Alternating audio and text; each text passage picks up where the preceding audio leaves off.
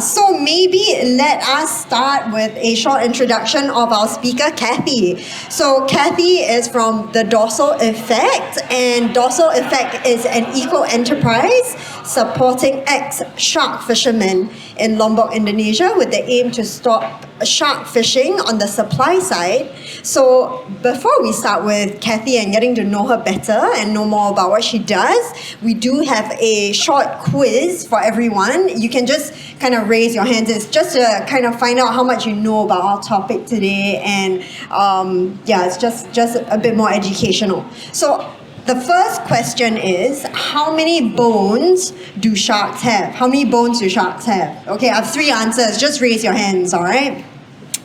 A, 0, B, 150, C, 213. So A, 0, B, 150, C, 213. How many bones do sharks have? Okay, A, raise your hands. Oh, okay, I would say that's a third of the population here. B, 150. Raise your hands. Wow, one taker. C, 213. 2, 3. Okay. So, sharks actually have no bones. Yeah, surprise, right? So they are actually animals, not animals, they are called elasmal branch, right? And they are essentially made of what we call cartilage. So you know the shark jaws that you see? Very similar to your nose, very similar to your ears, what you have. So that's what they're made of. And when you see their jaws fossilized over time in the museum, it's actually calcium deposits into the cartilage. So actually these cartilage structures actually make them very buoyant in water. So they can be very large, but they can float very well. Okay, second question. What does the texture of shark skin feel like? So A, smooth like tofu, B, rough like sandpaper, or C, rubbery like tires. So what does the texture of shark skin feel like? A, smooth like tofu. Raise your hand. Wow, but they're very smooth, no? B, rough like sandpaper. Oh wow, that's everyone. And C, rubbery like tires. One, rubbery like tires. Very good. But it's actually B. They're actually very rough like sandpaper, and shark skin is actually made of something called dermal denticles. So they're very similar to teeth, and they actually point towards their tail to help to reduce friction from the surrounding water. So in fact, very recently I attended this like an exhibition by, what is that, the name of the aircraft called? One of the aircraft companies. So they designed the skin of the aircraft after the shark skin to reduce friction as they fly. So to reduce, I guess, carbon emissions as well. Yeah, I can't quite remember the name of that airline anymore, but never mind. But okay, last question. Sharks have refined senses. How many senses do they have, and what are those? So do they have 4 senses? Do they have 5? Or do they have 6? So who says 4? Nobody? 5 senses? Oh, nobody. 6? Wow, everyone. Okay, so what are the 6? Since everyone raise your hand. Yeah. Name me the 6. 1, smell, yeah. Sight, yeah. Sorry? What's that? Sight, smell, sound, yeah, hearing, touch, yeah, they can feel. And obviously they can taste. And guess what the last one is? Electromagnetism. That's really cool, isn't it? Yeah, so, we know a little bit more about sharks today. So, so that's all I have for our quiz today. And we will get started with Kathy. Oh, we have more people. Okay. If there are more chairs, can we pass the chairs kind of around, or share the chairs or something? Share the chairs cannot, but maybe they can come up front or grab the low chairs. Yeah. Okay, let's get started. Oh, are you meant to show like a thing now? No, Not yet, right? Okay, yeah. Okay. Okay, so I'll start with a question that I have for Kathy, and essentially I want to find out how and I'm sure everyone's keen to find out how Dorsal Effect was started, and I want to find out what your journey is like in starting this eco enterprise. Yeah, so if you can share with us. Hi everyone. Yeah, so my name is Kathy. I basically started the Dorsal Effect back in 2013, so it's been like almost 10 years already. Back then I was still a secondary school teacher. So what happened was, I'll try to make the story as short as I can, as concise as I can.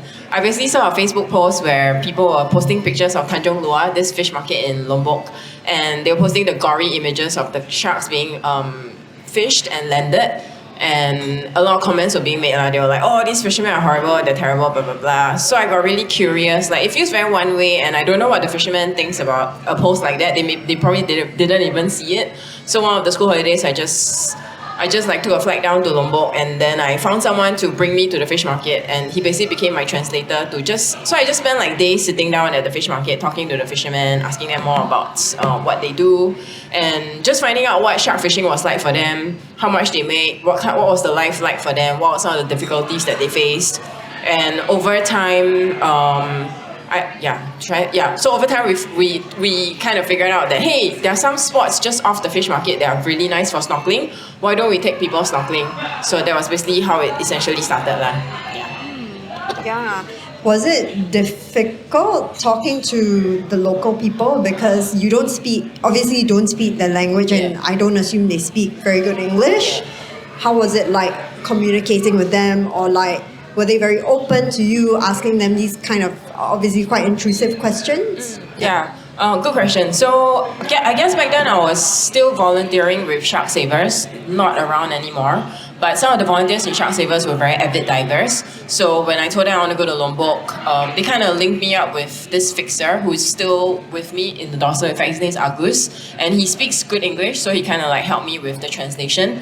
But something I realized about, even though I don't speak the language, it's kind of nice to just sit down with them, and then after that realize that they like to smoke, so you buy cigarettes for them. I'm not advocating for smoking, I'm just sharing about how I make it easier to get to talk to them.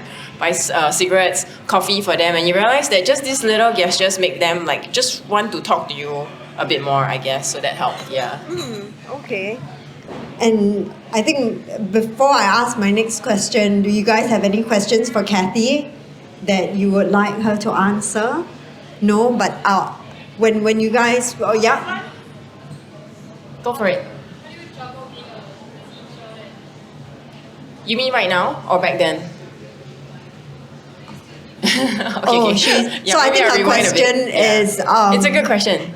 So her question is, are you a teacher now still? And if you're not, how did you juggle being a teacher and run this organization when you were still a teacher? Yeah, thanks. That's a great question. So back then, when I found out about, when I found out about what was happening in Lombok, and then I got excited about wanting to run it as a business, I just went all in. I was very naive, and I was like, oh, why not? Can do something good and make it into a business. And back then, social enterprise was a very big thing. So I wanted to run it like a social enterprise. Long story short, I don't know if I can make the long story short. Okay, I'll try my best. So I quit teaching, and I wanted to delve into it fully. And I say wanted to because the first few months were really tough. I don't have a business background. I didn't know what it was going to be like having to run a business.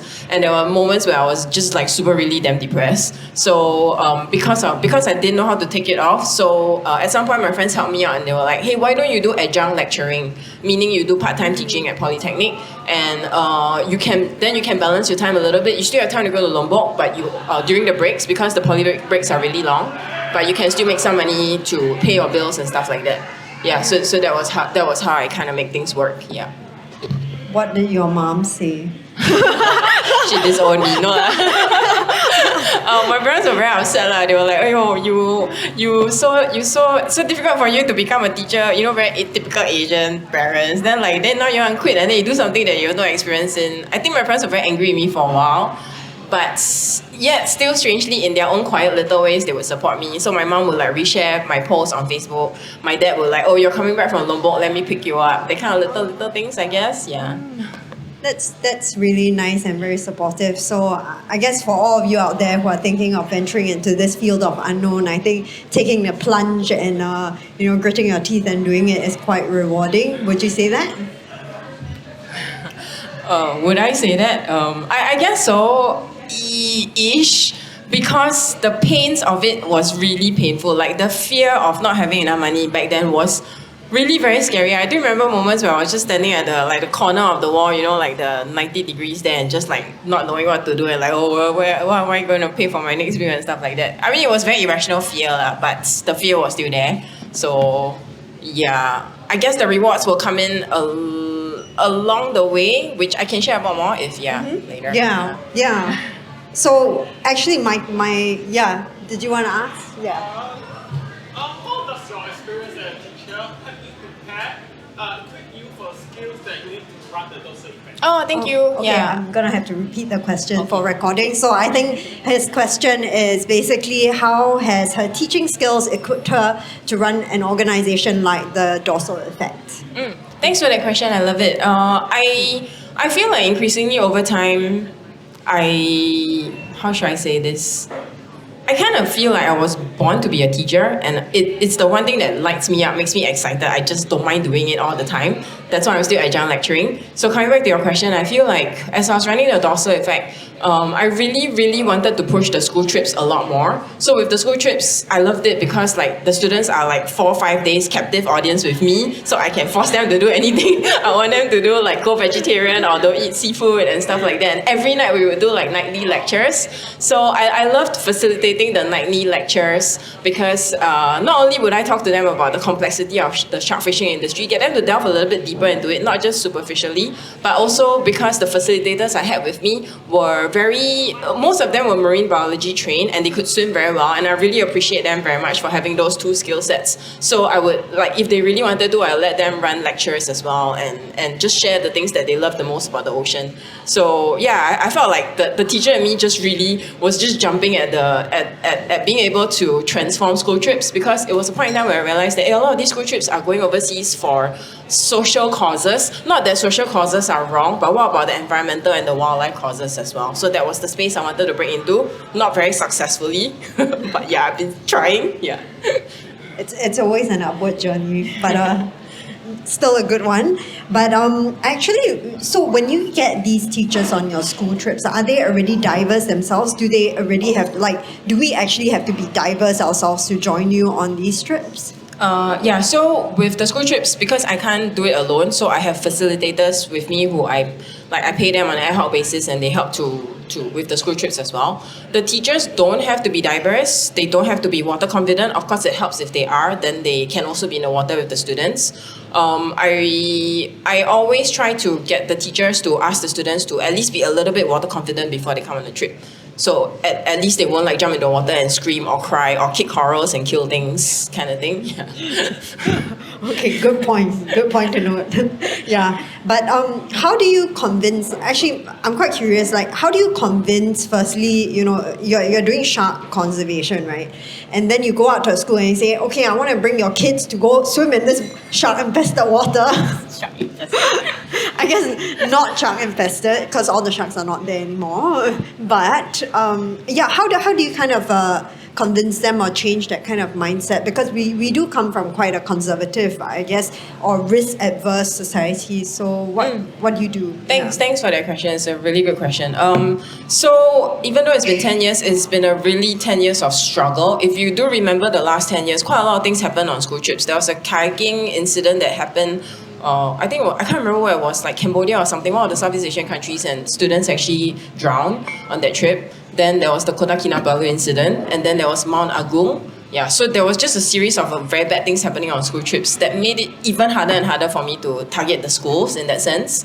But I guess I'm very grateful that even though government schools are a little bit harder, like the risk assessment not always fail. I try my best to write it as well as I can. Some schools did take the bait and come.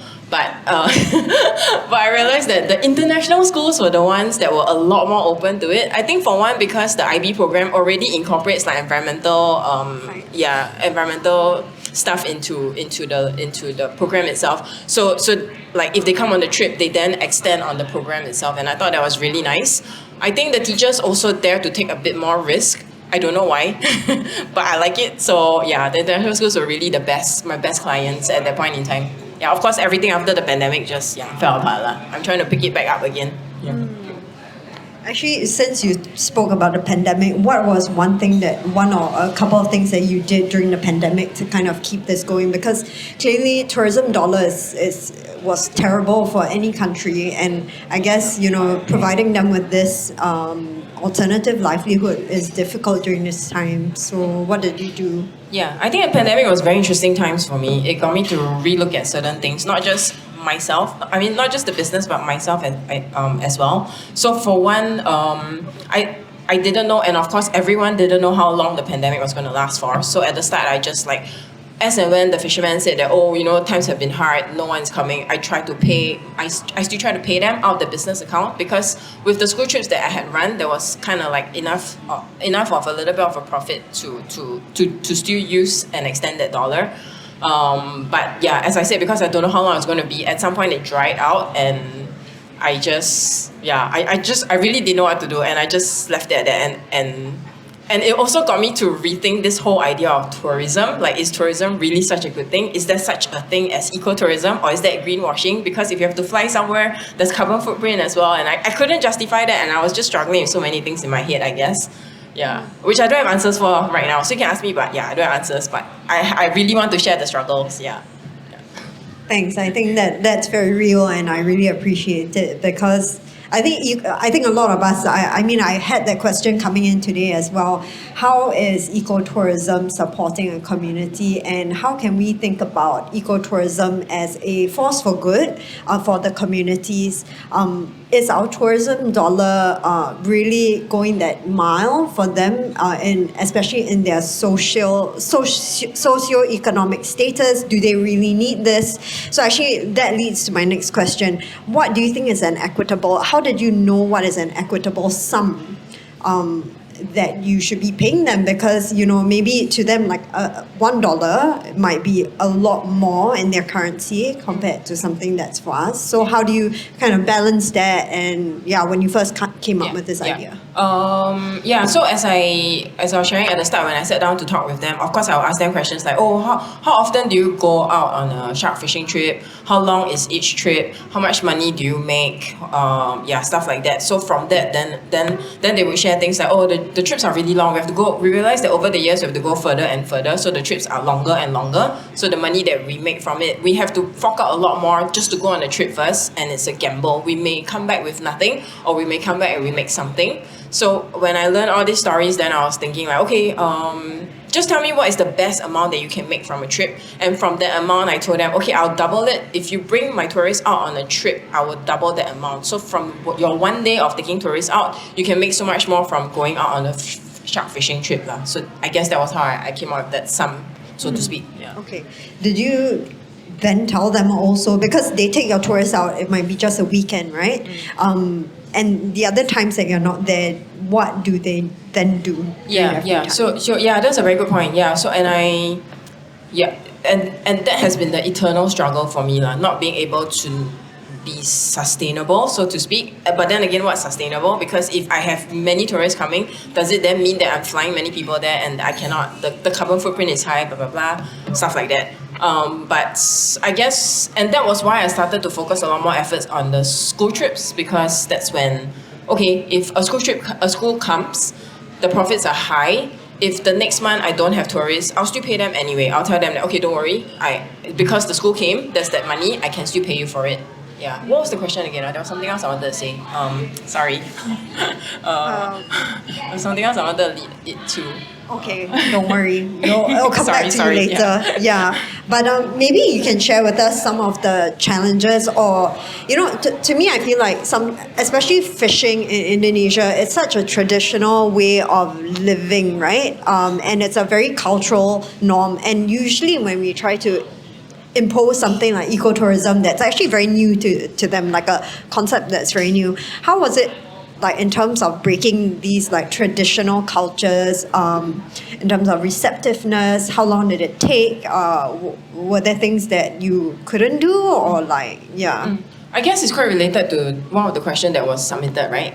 Yeah. So yeah, thanks for the person who sent the question in. So as when I first went to Lombok and I sat down with the fishermen, I actually asked them very stupid questions. I said things like, oh, as I went around Lombok on the first day, I saw that there were some bird's nest houses. And someone told me that if you run a bird's nest business, you can make quite a bit of money. If I have the money, I don't have right now, but if I have the money and I build a bird's nest house for you, and then you can just run it, would you do it? And then they look at me like you siao, that kind of face. Like, why would I want to do it? I'm a fisherman. My life has been boating. I'm very comfortable in the water, the oceans, and stuff like that.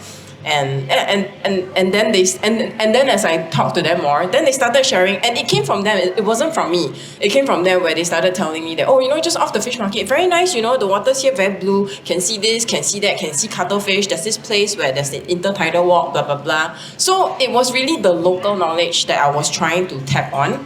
I don't know if it was exploitative or not. I would like to believe it is not.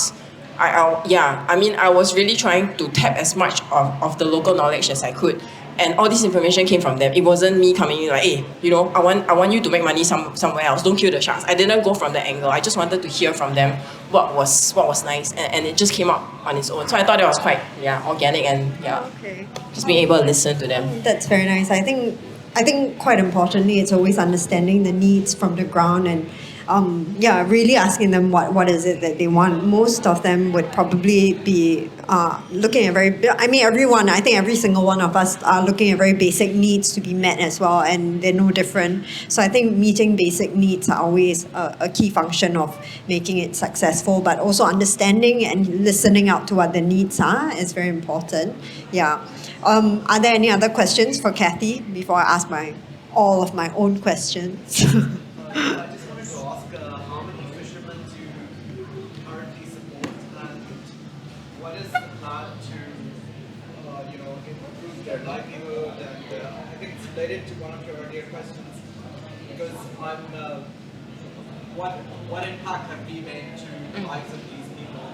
Have we improved their social status, been able to give their kids better education? And if you don't know, that's fine, but that's a great question. Yeah. Something to consider. You need to repeat it. Yeah. So the question is really, I guess, how many fishermen have you impacted, and have their lives really changed from the course of what you've been doing, and how is it reflected, and in what ways? Yeah. Okay. Thanks. That's a great question, and it's something that I've been thinking about.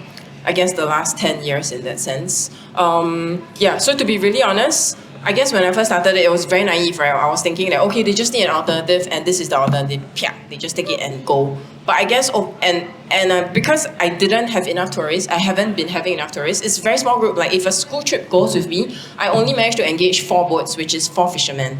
Yeah, so it's very, very small scale actually. I do have 2 fishermen who are with me. One of them I'm particularly closer to. His name is Suhardi.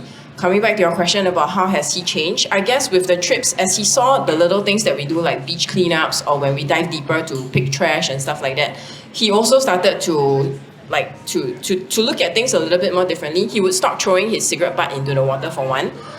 He didn't go shark fishing anymore. If there wasn't trips for him, he would just do artisanal fishing of other types of fish around the waters nearby.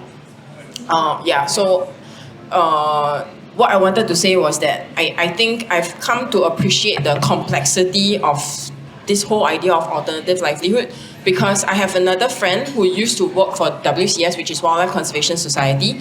Right now, what she does is she pays the fishermen to release certain species of endangered sharks. And I thought that was a nice initiative. And we've come to, we're trying to work together to see if there are ways also to try to maybe provide a scholarship for the fishermen's children, so that they have a better livelihood and they don't want to go into fishing or something like that as well.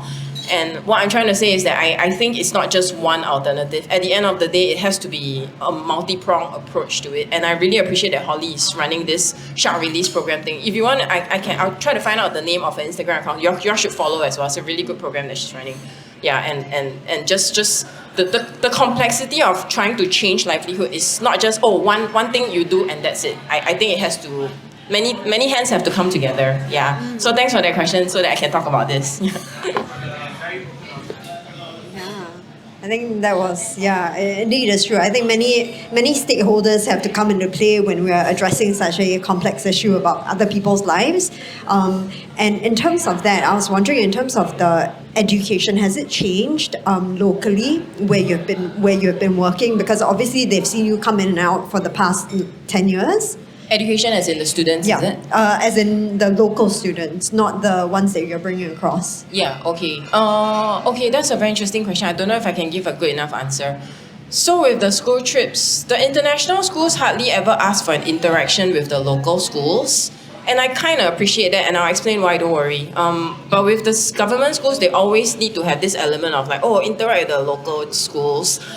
I struggle with that because it feels very one-off and very touch and go. Yeah, sure, you play with the kids for one day, you talk to them about sharks, you do little cutouts about sharks and stuff. At the start, it looked good for pictures, but over time, I also struggled with it. I was like, but this feels very one-off, and who are we to tell them what to do? Like, their parents are shark fishermen. Then here we are trying to cutesify sharks as if they don't know what sharks are about and stuff like that when they jump into the water every day. So I don't know. I don't have a good answer for you. I don't really like the need for Singapore children to have to interact with the locals there. I find it quite uncomfortable. I haven't reconciled with that yet. But at the same time also I don't know what else can we do. Yeah. I believe the way Indonesia is set out is usually they have like a municipal government or like a provincial government. Yeah. Are they aware of this program, and are they doing anything for their local people, community? So I guess what I'm driving at is really looking at it from policy changes, because sometimes I know a lot of us, we do a lot of groundwork, and I think groundwork is absolutely important, but I think it has, like you said, it's a multi-pronged approach, and if you have to take it, you have to take it from the bottom up and also top down, and these are kind of the things that were running through my head because you've been at this for quite long. So I was just wondering, and you are not local. Indonesia is not particularly very open to foreign work. So so just wondering if there's any action. It's a bit complicated, I guess. I don't really think the provincial government sees it as a problem, so to speak. I mean, there's still a school there. The parents are still fishermen. If the kids are going to grow up to be fishermen, so be it. Why would that be a problem for the government in that sense? But in terms of policy, the good thing, I guess, is that Wildlife Conservation Society used to track the data of the sharks and rays that are caught on a daily basis. So that was pretty impressive. Like the amount of details and information that they have is very, very deep. Things like species, where it was caught, what waters, which boat, who was the captain, what's the sex, length, caudal length, everything. They collect so much scientific data to a point where they managed to work with the Indonesian government to change policies to say things like, cannot catch manta rays anymore. Or, you can catch hammerhead sharks, but you cannot export it out of Indonesia. So these were some of the little changes that WCS managed to make. Unfortunately, WCS does not have funding to continue that anymore. So, yeah. They are still collecting the data, but I think they're going to run out of funds soon, and I'm trying to find a way to support them. Yeah. Okay. I think as with all conservation work, it's tough and it always lacks a bit of funding here and there. So I think this is also kind of several ways of appealing to the public when you hear about a problem. Is there something that you as an individual or corporate can do? And if there is something that you can do and this particular topic really speaks out to you, then do reach out to Kathy, and she'll be able to find you a way to support something. So is there any questions? Any other questions from the floor? Otherwise, can you share with us, the compelling moments that you've had, or like experiences that you've had throughout this 10-year journey? Yeah, a few, I guess. Like just building that relationship with Suhardi and Agus. More so for Suhardi, like, cause he's a fisherman. So I wasn't, when I first started it was just, oh, sharks, think about the sharks. I love the sharks a lot, blah, blah, blah. I wasn't expecting to fall in love with Suhardi and, you know, getting to see him as a person and realizing that, hey, actually he is also impacted when the tourists come. He sees certain things and he gets excited. And I think there was one particular moment that really struck me and I was very touched, was that we always try to pick the trash, especially the ones on the corals. So there was once, it was too deep and none of us could free dive deep enough. So Suhardi was like, I'll do it. And then he went, and he just went all the way down. I was like, whoa, he can swim so well. And when he came out, he was still gasping for breath, but like he was still laughing and smiling and everything. I thought that was quite a nice moment. And he looked so happy just picking that sack that was lying on the coral. So that was one. Other moments would be like, with the school trips, they're always a lot more fulfilling for me because I collect feedback from the students at the end of the trip. So they would say things like, at the start of the trip, I hated you for not allowing us to eat seafood. But at the end of the trip, then I realized why you didn't want us to do that. And I think I might just swear off seafood for the rest of my life. I don't know what their parents think about that, but I personally like that a lot. Yeah. So what do you think changed during the trip for them? For those that stopped? Yeah. So like international schools, a bit atas, right? So they're a bit richer. I mean, no fault of theirs, obviously. So they don't really go to this kind of fish market that is like really just things are left on the floor and... Do you have a photo of the fish market by any chance? Yes, thanks. Yeah, thanks for reminding me. Yeah. I think you can find it quite easily, the slide. Yeah. So Kathy has a couple of photos that she thought she would share. We'll just... So photos are photos, but... and this is another story as well. I'll share the story. But yeah, coming back to what... No, it's fine, yeah. I think there's one with the students and at the... Sorry, yeah. It's one... I might have deleted it, I hope not. The students looking at the fish. One of the first few slides, some students looking at dead sharks on the floor. What was I going to say? Yeah, so photos are photos, but to... The one thing that hits... so this is the students talking to the fishermen, so that's Suhardi. I think there's one more before this, right? Yes, yeah. So this is what the fish market kind of looks like.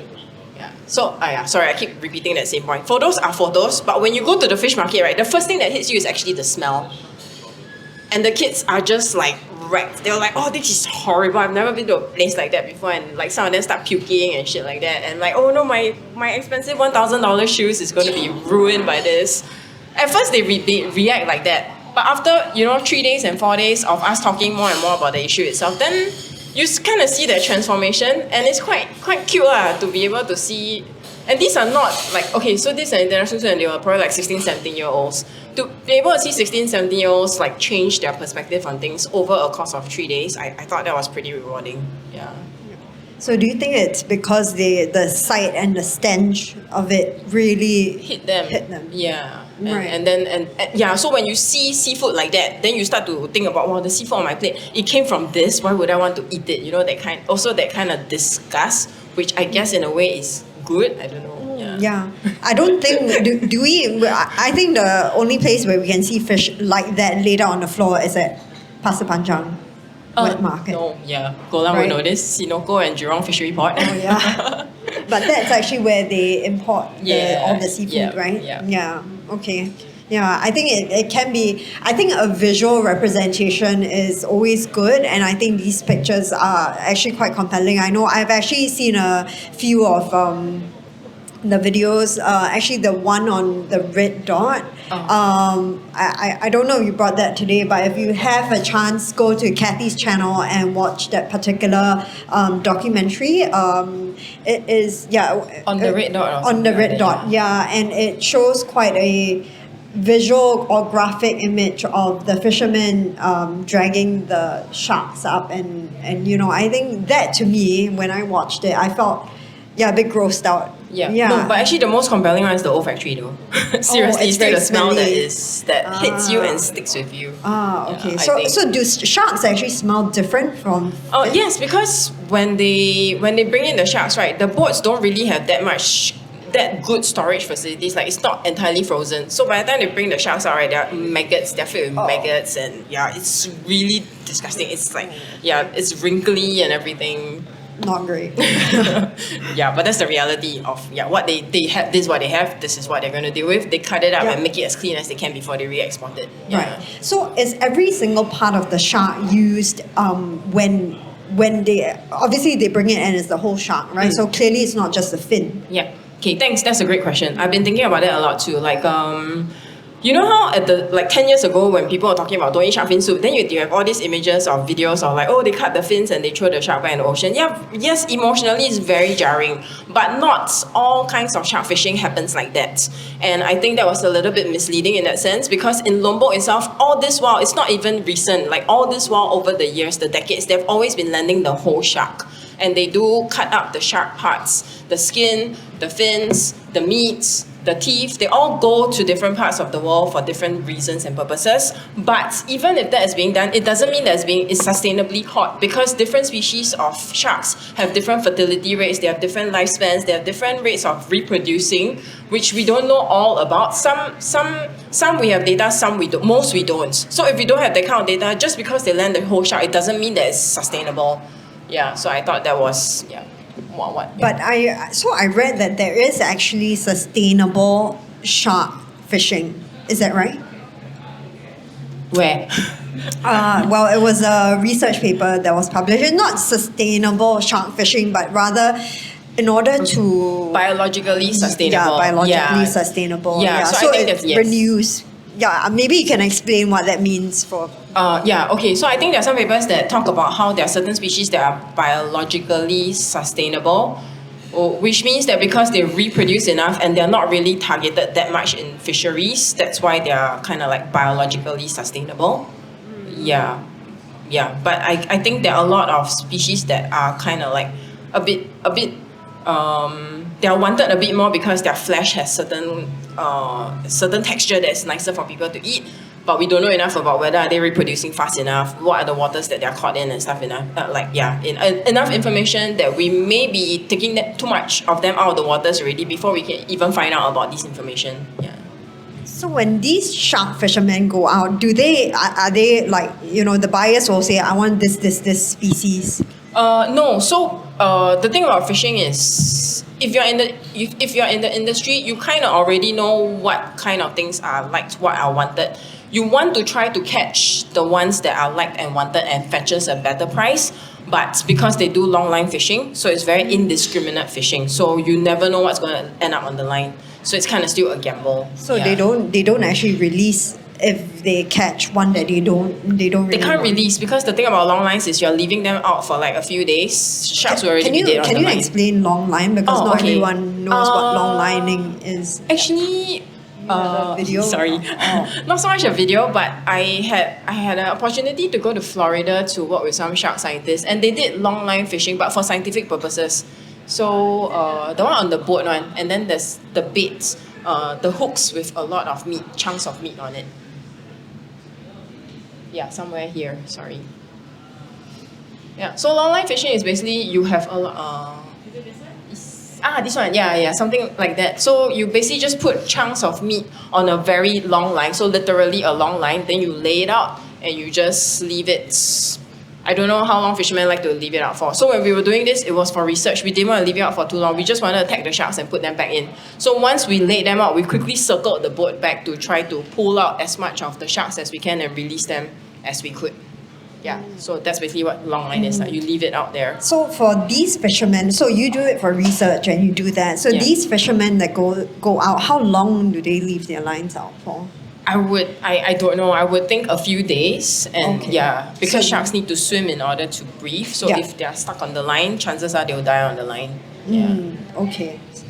So in fact, not great because it gets left out for very long and it catches things like turtles and stuff Possibly like that. so. We haven't seen turtles in Lombok, but yeah, probably in other countries that also gets That caught on the line. happens. Yeah. Which are the top, I mean, not just Indonesia, but which are the countries that do shark fishing like the most, you would say? I know Indonesia is one of the largest exporters. But for Singapore, I think quite a number of our blue sharks come from Spain, if I'm not wrong. In fact, I think Livelihoods did like a feature about this, the Spanish fleets and how they're taking the blue sharks. I've seen it happening in Taiwan as well. Yeah, Okay. so these are the only ones that I've seen for myself, but I don't know enough about other. Okay. Yep. Any questions from the floor? No? Okay, then I'll go on to my question. So, with the reduction in shark finning over the years, so clearly from the time that when I started, I think I ate shark's fin when I was younger, not knowing better, right? I think most of us would have. And, that campaign has actually worked quite well, right, over the years. Finish your question. Yeah, so like what I feel is like over the years, most of the restaurants or the hotels have cut down on shark fin soup, or I would also think I heard the Chinese government has also stopped serving them at their banquets. So do you think that actually this campaign has worked on the demand side? And that has obviously reduced the demand for that. So what do you think has worked? Do you think it's working? And what else can we do? Yeah, thanks for that question. I kind of feel that when government say that, we will not serve it at banquets and things like that, it's really kind of like a political move. Like they're just saying it to like appease people. But at the end of the day, I don't think there's enough research being done about whether there has been a decline. Because the thing is, when you catch sharks for fins, and then people start to say that they don't want to eat shark fins, there's a gap, right? You're not doing anything for the fishermen who are still catching the sharks. You're not telling them that, okay, we're changing your gear, we're changing your boats, we're paying you to do this instead. Then there's that gap, and then what do? They might end up, and I think some fishermen, they end up just still catching the sharks, then try to upsell the meat instead. Why don't I try to sell the meat as fish and try to sell in other ways? Maybe the fin, I can't really sell so much anymore, but it's okay. Why don't I try to upsell the meats? So it still is a problem. And I've met people who come up to me and tell me that, I stopped eating shark fin soup. But then when I probe them a bit more, like, so are you still eating shark meat? They'll be like, I don't know. Because there's so much of our seafood that are not labelled. We don't know what kind of species they are. We don't know if we're eating shark or not. And shark meat can very easily look like fish meat. It can come in our fish meat lor mee. It can come in our fish and chips. So I really think that the bigger problem is if consumers ask a lot more questions about what they're eating, what species it is this shark, is this fish, where is it from, maybe that could be a little bit more impactful. Yeah. How do I tell, like, I'm a consumer, and how do I tell, like, do I then ask the restaurant, like, they're probably gonna say, no, I'm not serving you shark, right? Yeah. Or like, is there a way that we as consumers can be a bit more knowledgeable as we make these decisions? Yeah, I don't know. I wonder if we can like collectively, like when we go eat somewhere, can we collectively ask, keep asking and asking and asking until the restaurant got fed up of you? Okay, maybe not such a good idea. Maybe they don't want you to come back and eat there anymore. But yeah, I've been thinking. I don't have an answer for this. But yeah, if our consumers as a collectively on the ground started to ask a lot more questions and demanded for more answers and realized that we don't have the answers, could that be then pushed to the government that, maybe we need to be more aware about what species we're eating, where are they coming from? Sure, a lot of our food is imported, but we also need to know what we're importing. I don't know if that's possible. What are some of the ways that, like as a consumer, I guess you can tell between shark meat? Are you able to tell, like when you go to like the wet market to buy? I mean, you won't obviously see it as a whole shark, right? Sometimes you do, yeah. For certain species like the bamboo sharks, they do sell them whole. Here, it's still. Yeah, in Singapore, yeah, still, and it's not regulated. Yeah. Yeah. What are some of the species that are not regulated in Singapore that we'll find at these markets? Do you know? Bamboo sharks is one that we used to see a lot and we still see quite a bit. We used to see a lot of black spot sharks. I don't even know, I wish Naomi was here. I'm quite bad at species, but yeah, black spot sharks were the ones that we used to see as well. We don't see them anymore. Right now we only see bamboo sharks. So we don't know if it's because they're not catching them or I don't know what's the reason for it. We also sometimes used to see like the smallest hammerhead sharks. Yeah. So are hammerhead sharks regulated? Yes, they are also CITES listed. They're not supposed to be brought in. Okay. So if you see a hammerhead shark at the wet market, you can actually report that. Yes. Although I think like just being on this journey for 10 years, I don't really know if species regulation is the best solution. because we do see a lot of stingrays at the fishery ports, right? And stingrays are not regulated, they're not listed anywhere. But the two species of stingrays that we see the most at the fishery ports was recently listed on IUCN. I don't know how to explain IUCN. Do you know how to explain? IUCN is the International Union for Conservation for Nature. They are like a governing body that governs the listings of whether a species is endangered, critically endangered, etc. So kind of a global governing body. Yeah. But they don't regulate trade. Only CITES regulate. If they are listed on CITES, then you can regulate trade. So so the stingrays are still coming in. There's nothing that says you cannot bring them in. And yeah, I guess me and Naomi don't know if this is going to be a problem or not eventually. So and I say I don't know if species regulation is the best thing, because we're basically eating out the oceans. Even we regulate certain species. Do we know enough about the cascading effects? Like, what about the food that the stingray eats? What about the food that this shark eats? Like, are we regulating that? Are we taking care of their ecosystem itself? And if we don't know enough about ecosystem, even if we regulate species, I'm sure none of us want an ocean full of sharks and nothing else in the ocean. I don't want that. So yeah, That makes it's a bit sense. complicated. Yeah, I think the effects, the cascading effects are definitely not desirable. But in terms of that, I think touching on the topic of rays, we have been talking about sharks quite a bit. So rays are also quite a heavily hunted or like rather fished species, right? Yeah. But they are bottom feeders, am I right? So how are they actually being caught? Like, as in, do they trawl the ocean floors? Yes, they do. And Golam, help me out here. Is it also long line? I can't remember that. I know Naomi knows better. Okay, yeah. Yes, they're bottom feeders. They trawl them, but I think they're also caught on the long line as well. So this is a story so Naomi is the expert with stingrays, totally not me at all. But yeah, I remember her telling me about how, and this is a very sad story, like when the stingrays are on the line, they get so stressed out on the line until the parasites start to invade their body, and they start to eat the stingrays out. Yeah, so they die on the line and they suffer a lot with the parasites eating them out. It's a very horrible death that the stingrays basically go through when they're on the line. So it's kind of like, leaving the sharks on the line. Stingrays on the line is also just as bad. Yeah. Okay, wow, that sounds a bit horrific. I feel like any animal that has to suffer, it's not very necessary, especially if it's for our consumption. Yeah. So clearly sharks, there's a bit of regulation, or I would say a bit more focus on sharks, but is there nothing on rays at all? And not even in Singapore, are we doing anything for awareness, or is there something that you are doing in terms of like awareness building for the rays? Because they're all part of the same family, right? Yeah. So okay. Do I still have the picture of the steamrolled shark? I use it for Steamrolled kids. shark. What is a steamrolled shark? It's just this cutesy picture of the shark, then the steamroller, then the stingray one. Okay.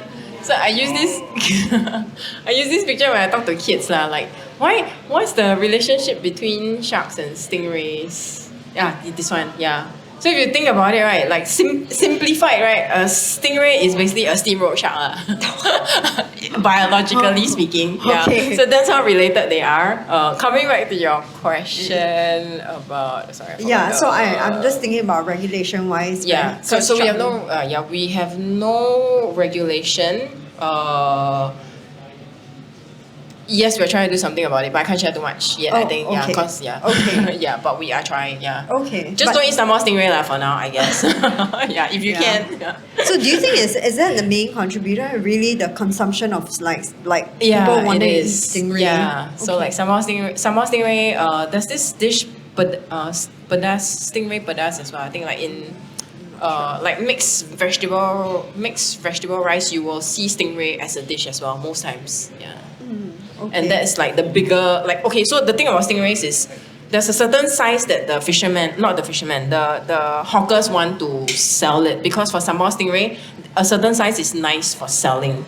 So they fetch a higher price for that certain size. So if it's too big, then the price goes down, and then it ends up in the cheaper dishes like the mixed vegetable rice, the Cai Fan stall kind of dish itself. Yeah. Okay. Right.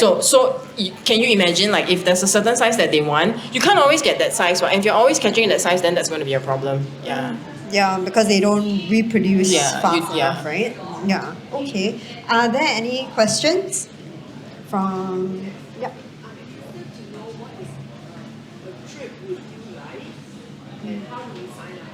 So the question is, what does a regular trip with the Dorsal Effect look like, and how can we sign up for this trip? Okay, I'll talk about school trips first because that's the one that I really want people to go on, right? So the school trips, I work with the teachers.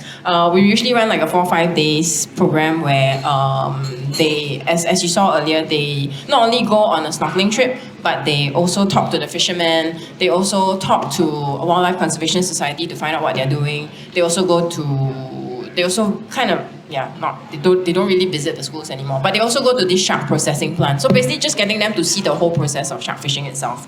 So that's for the schools. But for tourists, most of the time they don't really want that educational aspect of things. So basically, primarily what I'm selling is that 1 day snorkeling trip. So if they stay in a part of Lombok, hopefully it's Kuta. Kuta is the easiest point for pickup. Kuta Lombok, not Kuta Bali. Yeah, Kuta Lombok. We will then pick them up early in the morning, bring them to the fish market, bring them around the fish market, bring them out on the boat to maybe 3 to 4 or 5 snorkeling sites, do an intertidal walk, have nasi campur lunch on the boat and some snacks and drinks on the boat, and then we will come back, bring them back to the hotel. Yeah, so that's typically that 1 day boat trip. But I also realized that some tourists, like, they want me to help them arrange for their trip in Lombok itself. So I also try to work with local tour agencies to plan other things as well. But for me, I primarily want them to go on a snorkeling trip. So if they don't want to go on a snorkeling trip, most of the time I'm like, okay, I go and plan your Lombok trip yourself. Sorry. Yeah. So next question is, how do people sign up with you? Oh yeah, my website, www.thedorsaleffect.com. Oh, okay, Yeah. okay. So is there like a minimum number to go? Yes, yeah. So 3 packs to go. Okay. Sometimes I entertain 2 packs at a loss, but because I want people to go, so I do it anyway. Yeah. Yeah. Yeah. No, but that's great. I think if anyone's looking for year-end holidays, this is a great. That's a question. Oh yes, opportunity. Yes, go. Can tourists sign up for school trips? Cannot. Oh. Yeah, sadly cannot. Yeah. Must be Be a for- teacher lah. Yeah, go be a She teacher. is a teacher. I think she wants to, but she wants to go herself. Teasing her, yeah. Oh, you can be a facilitator on my trip. Yeah. If we have enough people to make a trip, can we sign up? Of course, yeah. Oh, More than happy, okay. yeah, of course. Oh, Yes, so how yes. many do you need for a school trip again? School trips were typically about 15 to 20. I don't want to bring too many also. Okay, Yeah, okay. otherwise it's very hard to manage. Yeah, Oh, too many people in the water, then they start kicking corals. I had to scold students before. Like, you kick the coral for what? I tell you to, be careful, and then they start crying and shit. Yeah. Oh, okay, Anyway. Okay. Yeah, so I guess if you have 15 friends, call them along and you get a school trip. If not, you can... 4 to 15. Yeah. Actually, here we can form one group here. There are 15 people here, more than. So that would be great. Okay, are there any other questions? If not, I'll ask... yeah.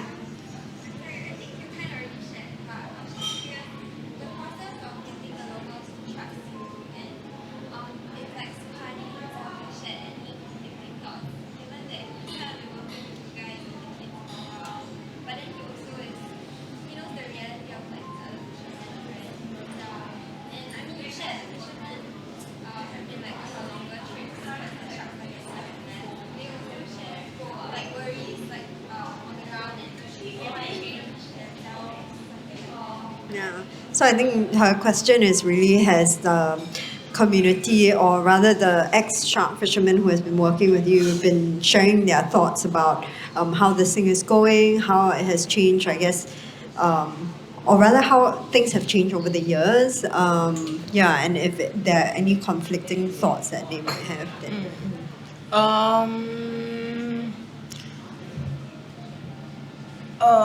I'm not trying to simplify Suhardi, but just talking to Suhardi, I realized that, like, he's a family man, right? So his primary concern really is, like, can I have enough money to send my kids to school? That is the very first thing that he's thinking about. That's why he always wishes that there were more trips happening, and that's why he always bugs me like, oh, do you have a trip this month? How, got anything happening? Yeah. The other part of your question about the other fishermen, Yes, of course. Like at the start, he was always trying to like ask me, "Can I bring more friends to do this?" Because they don't want to do shark fishing anymore, and they kind of like that. You're paying so much. The money draw is real. Yeah, like it's really a lot to double that amount that they're catching from shark fishing. But if I don't have enough tourists, then yeah, even if there's that double amount, it doesn't really work out. So yeah lah, I haven't had enough trips to be able to engage enough of his friends. He does bug me quite a bit, and I feel very bad that I may not always be able to oblige. Yes. Yeah. Can I just find out, like, from one trip out, when he shark fishes, like, how much does he earn again? With shark fishing, maybe about 150 USD on a good trip. Okay, and Yeah. that is like 3 to 4 days out at sea. No, it can be up to 2 to 3 weeks. Wow. Yeah. Okay, so he earns 150 USD for 3 weeks out at sea, whereas with you, he goes out one day and he earns double that. Yes. Okay. Yeah. Okay, so I guess that really is quite a compelling reason for them to change in their ways. Yeah. Okay. Yeah. If yeah.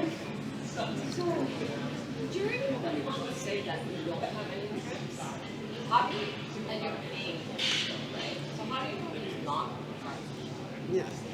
So how do you know that he is not shark fishing during the months that I Yeah. guess you're not paying him?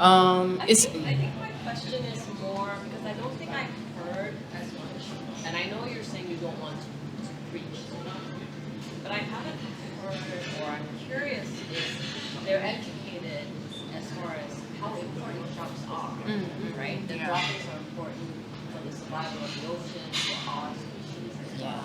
yeah. Yeah, it's a good question. With the fishermen, I don't go at it from the ecological perspective, like, cause it's not something that they don't really care about that, right? It's not something that they want to think about. But as I shared earlier as well, it's really when they, like for Suhadi particularly, he really loves interacting with the tourists. He loves talking to them. He's picked up English so much just by talking to the tourists. And when the tourists have certain habits, like, oh, they pick trash, oh, they don't want to eat meat, things like that, it kind of like, I think, slowly impacts him as well to get him to like, oh, okay, I want the tourists to like me. So maybe I want to do certain things, like I'll pick trash with them, I'll take them to, I realized that the tourists want to see sharks, I'll take them to see sharks. Oh, I realized that they don't want to pick up the starfish, they don't touch things. So I also try not to do that. So it's kind of like, I think, passed on from the tourists in that sense. And I feel that that kind of influence is a little bit more friendly, maybe, yeah. So you would say that the mindset has changed from one that doesn't quite care about the ecological aspect to him seeing the impact of it through his service in the tourism sector. Yeah, perhaps. Okay, yeah. I think that's quite an interesting takeaway as well, because I think sometimes, engaging with the community, at first they do it because the money is good. But then over time, they see the reason why you're doing it, and they see the impact that you leave behind for, I guess, his children, because that's what he cares about. And he then recognizes the aspect that, you know what, if I don't throw this cigarette butt into the ocean, this is going to save the fish for my children to fish in the future. And I guess that's kind of, a knock-on effect. But it probably takes a bit of time. Okay. Any other questions? If not, I will ask. Yeah.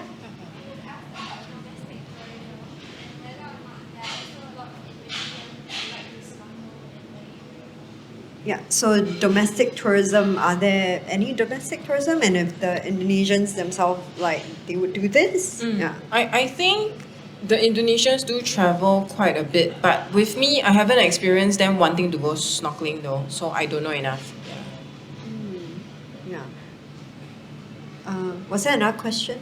No. Okay. Oh yeah, well, I promise I'll share with you about the coral cat shark slide, right? Sorry, yeah, it's because you're asking about moments, so that's another moment that I like. So the one with the lady, and then there's like bowls of fish in front of her at the fish market. Sorry, thanks. This one, yeah. Okay, so this happened on a trip in August 2016. It was a Nature Society trip, I think, and I was lucky enough to have a Today journalist come with me. And we are still good friends. She's Neo Chai Chin, if you have seen her by land before. She's really cool. Yeah. So what happened on that trip was we saw these two coral cat sharks. I don't know if you can see that. They're right in the middle of the picture. It's one female and one male.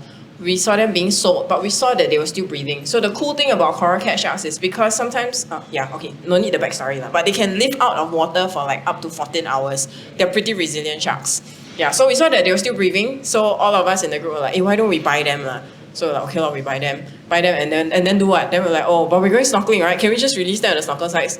I was like, I don't know, I've never seen coral cat sharks there before, but let's do it. So we all just did it anyway because we really wanted them to be alive. So we bought, and it was very heartbreaking because the sharks cost like $1 each, and then after that we were like, we looked at the lady like, can we get some water in a basin? Then she said, yeah, sure, I can sell you the basin in water, $150. And we were like, the basin is more expensive than the shark. Oh my goodness, yeah. So it was a bit sad, but anyway, we bought it, brought it on the boat with us, tried to, and that was quite a lesson for me. Like, I don't know how to release sharks. I don't know how to, like, yeah, they've been out of water for a while.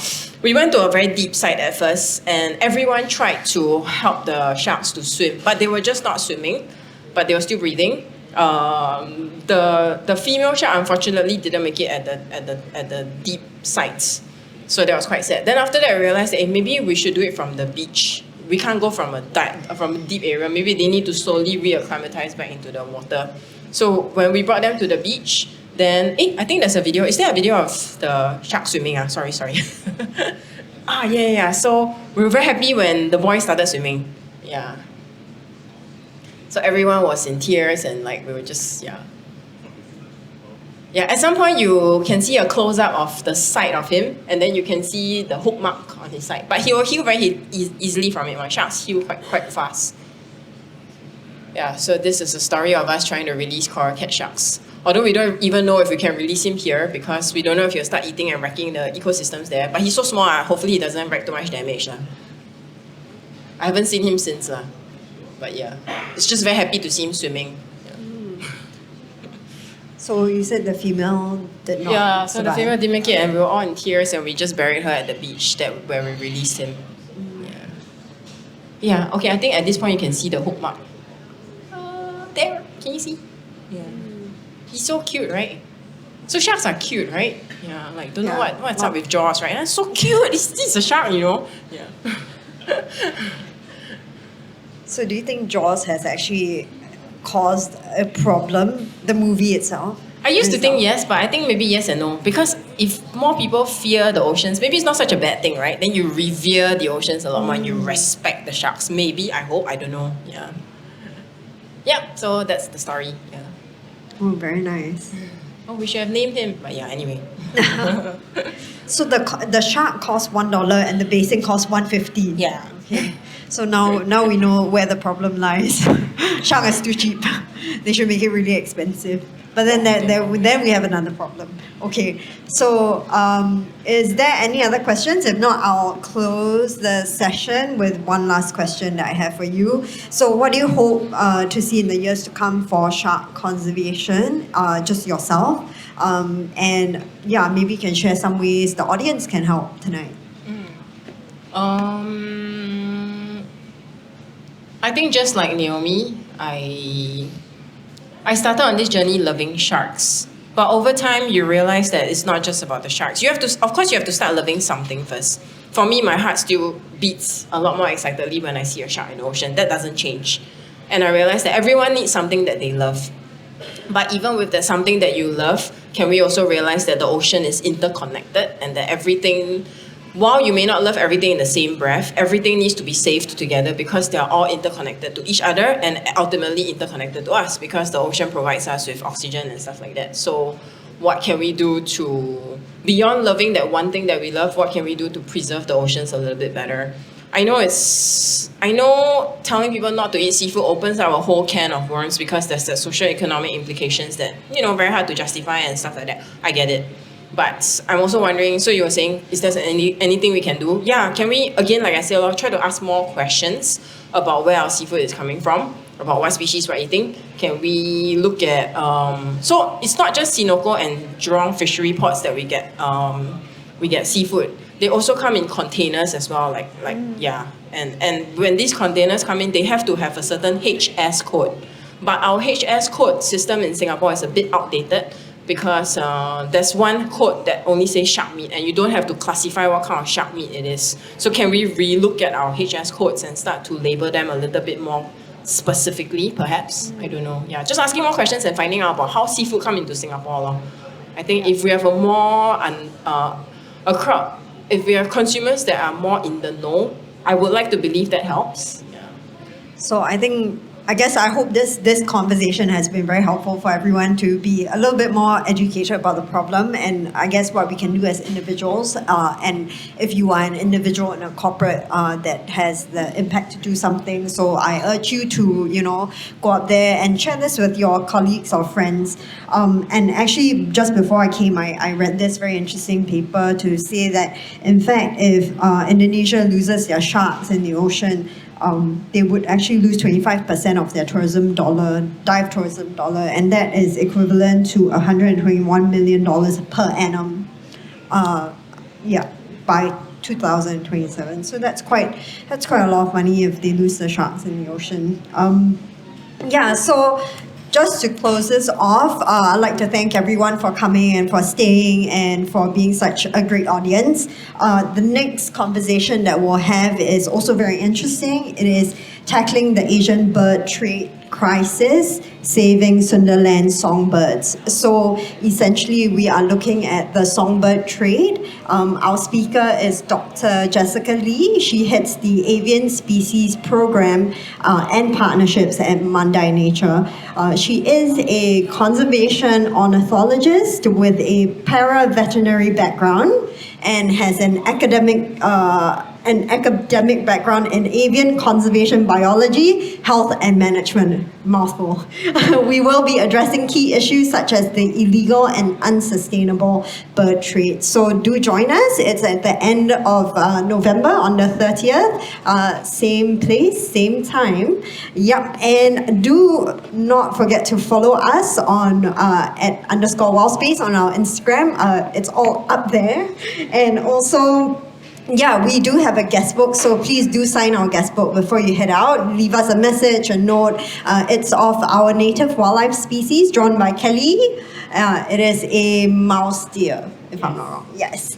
So in the meantime, please stay back, mingle, get more drinks, and say hi, and network, and talk more. And stay wacky, wild, and curious. So we'll see you next time. Thanks for having me. Yeah. Thanks, guys.